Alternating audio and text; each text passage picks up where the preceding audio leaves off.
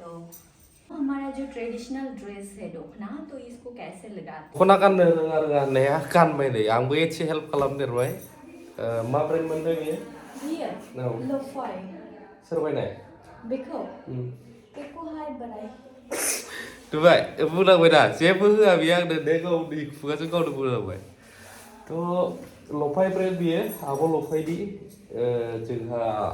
गसाइगावआव जाय प्रडाक्सन जायो जिखुनुआनो जाया जों दायो मोनसे जायगायाव बेरायहैनो नागिरदों बांद्राय बोथाबनो रोङा नालाय बियो ओमफ्राय गिनानै गुजानो गिनानै बावबो सेफटि पिन होयो ओमफ्राय नैबेयावबो सेफटि पिन होयो नै ओरैसोमोन नामा सेफटि पिन थुजोबो बियो बोरैबा गें बोरबाथाय सेफटि पिनआ केरफुल गावनायाव थुखागोन ओमफ्राय जोङो दा मोनसे जायगायावहाय बेरायहैनो नागिरदों ज'नो ओमफ्राय आसामाव देरगावनो मानो बास एक्सिडेन्ट जानाय बिराद गाज्रि नुदों बायग्लिजोबनाय दहायबो बेयाव खोन्थायानो जाबाय नै बे लामायाव बिदि आरोना ओमफ्राय जोङो मोनसे आइलेन्डआव बेरायहैनो थांनो दायो लासैनो एकदम गोजौजों रकि आइलेन्ड ना मा आइलेन्ड अबाव थाङो दाबो कनफार्म जायाखै जेरावखि थाङा दा कनफार्म जाबा थांनोसै खद गोसोमजों मानसि सोमज्रोजों गोग्गोम माथो सोमज्रोसिनसो नुबाय बेल्टानो हाबबावला नै मानसियानो हाबग्लिजोब्बाय बे बेल्टा टाइटबावसो मिथिबाय सेसलै रेडि जाबाय रावबो ओमफ्राय आं जुथा फर्मेलखौ लाबोआखै बुट्सखौनो गाननांसिगोन बुट्स गोसोम फात्ता मोना लकेटाव सोबा दासो जादों दा नै मेन्डेला दाबो लेखा आराम सासे मानजि खखा दङ नै जाबायलै गुफुरखा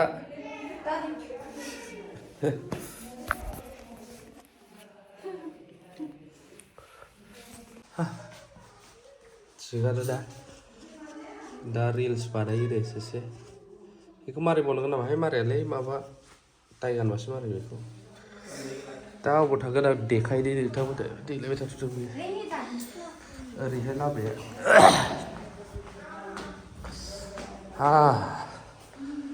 लामाखौ देखायहरदों आं हायथा नुबाबो नुहुरो लामाया दा बोरै बोरै थांगोन आनादार ब्लगावहाय सरि ओरैहाय लामाया ओरै थांगोन आरो दा बै खिनियाव टार्निं जाहैबाय बेनिफ्राय ओरै दावखोलांसिगोन बै गोजौसो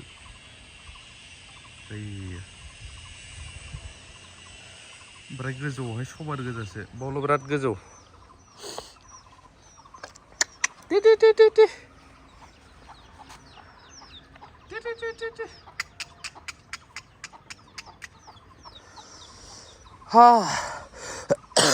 बै न'आ बिराद फुराना हनै थिं सोलायनानै बेसेबांबा गोबाव जाबावबाय सिंनि दंफांफोरा 100 years बारबायनो खुन्थाफ्रा रावबो थाला दाबाव बेबायदि थांनि दायो ब्लेजारा दिनैसो बेसेबांबा गोबावनि उनाव गानबाय आं बेखौ गोदानलायदों गुजुनायानो हामनो रोंला बहुद जायगायाव एक्सिडेन्ट ओमफ्राय गोबाङा ब्लग नायफेरामोन दा आंबो ब्लग बानायफेरामोन नालाय इसिबां बिदि बानायबाबो बाजे माने माब्लाबा बानायोमोन खिन्थु दिनै आं आरो ब्लग बानायबावबाय एक्सुवेलि ब्लगखौ बुजियोब्ला बर'फोरनाबो बिराद मोजां जेरै सौरभ जोशीमोन आरो इन्डियायावहाय नाम्बार 1 ब्लगार महरै दा सौरभ जोशी आरो गोबां दङ एक्सुवेलि ब्लगखौ जोंनि बर'फ्राबो गोबाङै इम्परटेन्स होनो रोंनांसिगौ मानो होनोब्ला सौरभ जोशीमोना मा देखायो दैलि जानाय थानाय मानाय जोंथ' मालाबा आपडेट होफाबावोसो गेजेराव थ' बैफोरनो मिलियन भिउस थाङो गोबां मोजां फल'वारफोरबो दङ दा जोंनि बर'फोरनि गेजेराव खायफा ओरैबायदि थायो एसे जौगाबानो नायनो हायै मायै गुबुन जाथियावबो थायो नाथाय एसे हारि होनोब्लाथाय बिसोर ओरैबायदि इउनिटि गावसोरनिखौ थुख'हरनो बिराद मुखुब जायो आरो दा जोंनियावबो मोजां ब्लगार दं जेरै आदा आलफ्रेडमोन जोंथ' ब्लगारानो नंगौ आरो ओमफ्राय इंलिश मेकारा दामोन मोजां मोजां दंबावो आरो ब्लगार हिसाबै थ' जोंनावबो नांसिगौ थुखोनांगौ जोंनाबो बर' हिसाबै नोंसिनि बर'नि देरसिन इउटुबारा सोर सोरब्रा होननानै फैयोब्ला माने नोंसिनि बर' रावजों बिदि होननानै फैयोब्ला जोंहा माने गैया आखायावनो साननानै मोनो सोरथो बिदि दं जोंबोथ' गैयानो नै फिसा फिसौसो नै बिथांजोआबो फैदों बिथांजोआबो बारा गोबाव जायाखै इउटुबारानो नंखायामोन आंखौ लोगो मोनजेनबा बानायहांदोंसोमोन बियो भिडिअ दख'ना एसे गानहोबाय माब्रै गानो फुल भिडिअ गुबुन जाथियाबो बुजिथों साननानै हाउ टु वेर दख'ना बियो माबायाव गावनि चेनेलाव होगोन दाहाय बानायनानै लाखाबाय बियो मालाय बेबायदि आरो ना थ' गोबां कमेन्ट होग्रा थायो दाख्लै सानै गाननायनि कमेन्ट होदोंमोन दोखो रायदोंमोन सोरबा गाननाय जोमनायनि सायाव आंहा जेबो बुंनांगौ गैयालाय जाय जेखौ गानो गानथों खिन्थु बेनोल' आंजों थाफायोबा इसिबांबो इदि जानाङा ड्रेसफ्रा नायजायैल' जानाङा आरो ना माबा नुजानाय माबा नुजायै बिदिबाथाय बिराद जारला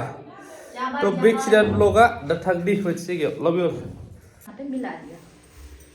तो बन गया ये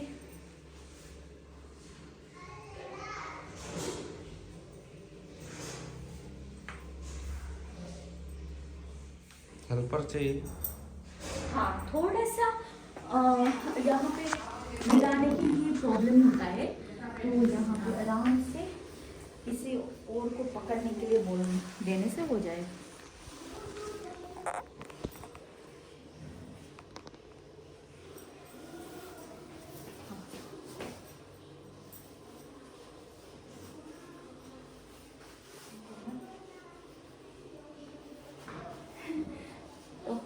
मुझे हेल्प करने के लिए कोई नहीं है तो मेरा पति मुझे हेल्प कर रहे हैं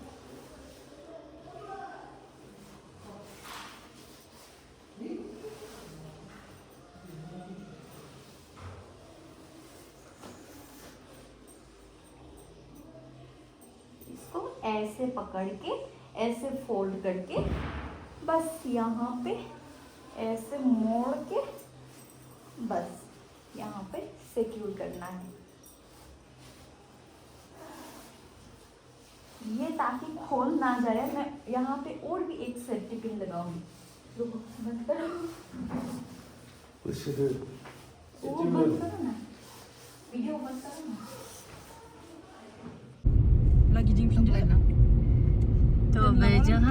बेजोंहाय सामसिं थाङो ना बेनो थाङासै मेटलि